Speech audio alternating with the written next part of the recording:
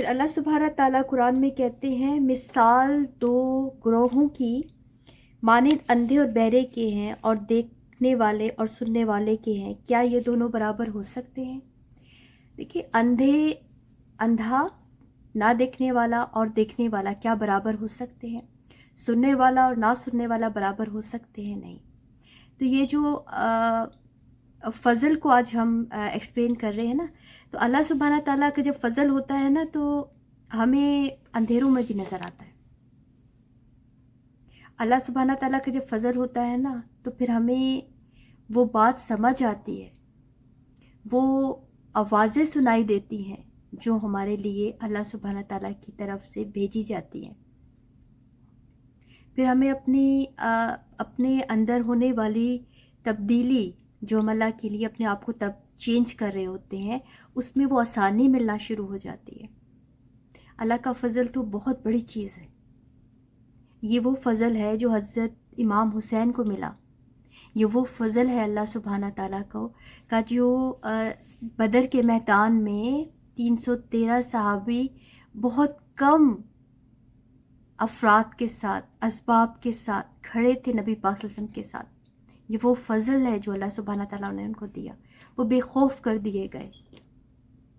اور آپ جن پہ اللہ کا فضل نہیں ہے، آپ ان کی گھبراہٹ دیکھیں، ان کا بھوک اور پیاس دیکھیں، ان کا بات بات پر اپنے آپ کو چھوڑ دینا دیکھیں، وہ کن چیزوں پر اپنے آپ کو ریلائی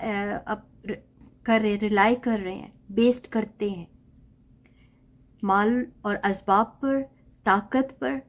اگر سمجھ جائیں کہ یہ طاقت یا یہ اسباب یہ تو اللہ کی اطاعت میں ہے، تو مسخر کر دیے گئے ان لوگوں کے لیے۔ اگر چاہے گا زہر تو اثر کرے گا۔ اگر امام حسین کو اللہ سبحانہ تعالیٰ نے بچانا ہوتا تو کوئی طاقت نہیں تھی، لیکن یہ ایک اللہ سبحانہ تعالیٰ کی طرف سے ایک لکھا ہوا اسکرپٹ تھا جن پہ انہوں نے عمل کر کے یہ بتا دیا کہ حضرت اسماعیل علیہ السلام کو اگر بچا دیا ذبح ہونے سے، تو حضرت امام حسین نے گردن کٹا کے بتا دیا۔ وہاں بچنے میں حکمت تھی، یہاں شہید ہونے میں حکمت ہے۔ دونوں صورت میں اللہ سبحانہ تعالیٰ نے قربانی کا، دینے کا اور شہادت کا، اور ہمارے لیے ایک لیسن ہے کہ جو ہوتا ہے اللہ کے حکم سے ہوتا ہے۔ اور اللہ کا فضل تو حضرت اسماعیل کے ساتھ بھی تھے جو ریڈی ہو گئے تھے کہ میں راضی ہوں کہ اگر آپ اللہ کی راہ میں مجھے قربان کر دیں۔ اور اللہ کا فضل تو یہاں بھی نظر آ رہا ہے کہ حضرت امام حسین راضی ہو گئے شہید ہونے پر، انہوں نے اس چیز کو گلے لگا لیا۔ تو اس کے پیچھے جو حضرت اسماعیل کو نظر آ رہا تھا، جو حضرت امام حسین کو نظر آ رہا تھا، وہ ہمیں کیوں نہیں نظر آتا؟ کیونکہ ہمارے پاس وہ فضل نہیں ہے اللہ سبحانہ تعالیٰ کا۔ اسی لیے کہتے ہیں کہ جب ہم اپنے آپ کو قرآن سے جوڑیں تو وہ فضل مانگے، وہ قوت مانگے، وہ طاقتیں مانگے، پھر کوئی مشکل لگے گی، پریشانی نہیں لگے گی، ہر بات کا آپ کو مطلب اور میننگ سمجھ آنے لگے گی۔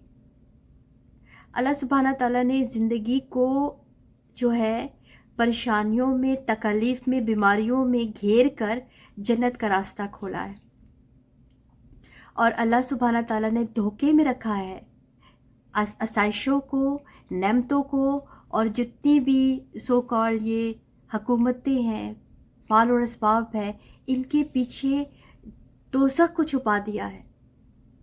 تو اب جو اس طرح کے راستے پہ چلتے ہیں تو ایٹ دا اینڈ انہیں پتہ چلتا ہے کہ وہ تو دروازے پہ پہنچ گئے دوزخ کے، اور جو تکلیفیں اٹھا کر، صبر کر کے، شکر کر کے، اللہ کے فضل پہ دعائیں کرتے کرتے جب وہ پہنچتے ہیں اس مقام پر، تو پتہ چلتا ہے کہ اتنی خیر ہے، اتنا فضل ہے، اتنی جنت، اتنی بارونق ہے۔ تو پھر وہ کہتے ہیں اللہ سبحانہ تعالیٰ، کاش ہمارے پاس ٹائم ہوتا، ہم اور قربانی دیتے، ہم اور تکالیف کو پہ صبر کر کے آپ کو بتاتے، ہم اور شکر کر کے آپ کو بتاتے۔ تو یہ وہ کرائٹیریا ہے جس سے ہمیں پتہ یہ چلتا ہے کہ اصل میں اللہ سبحانہ تعالیٰ کا فضل جو ہے وہ بہت ہڈن چیز ہے۔ آپ دعا کریں کہ اللہ تعالیٰ ہمیں وہ حکمتیں عطا کرے، وہ اللہ سبحانہ تعالیٰ وہ فضل عطا کرے کہ ہم سمجھ جائیں کہ میرا رب ہم سے چاہتا کیا ہے۔ کیونکہ ایسے ہی تو نہیں تھے وہ جنت کے سردار، ایسے ہی تو نہیں بن گئے تو وہ ہیرو، وہ ایک پرفارمنس تھی جو وہ دے کے گئے ہیں۔ اور وہ ہم دیکھ رہے ہیں، وہ ہمارے لیے دنیا میں ایک نشانی ہے، اور آج ہم مرے جا رہے ہیں ان چیزوں کے پیچھے جن کے انہوں نے ایک سیکنڈ بھی، لمحے کے لیے بھی نہیں سوچا. وہی اللہ کا فضل ہے. تو اللہ سبحانہ تعالیٰ کا فضل مانگے، اور اللہ تعالیٰ میں بیٹر انڈرسٹینڈنگ دے قرآن کے ساتھ، اور ہمیں وہ اسٹیمنا عطا کرے، وہ ہمت عطا کرے کہ ہم یہ سارے بہترین لمحے اپنے رب کے ساتھ گزار سکیں. جزاک اللہ. السلام علیکم رحمۃ اللہ وبرکاتہ.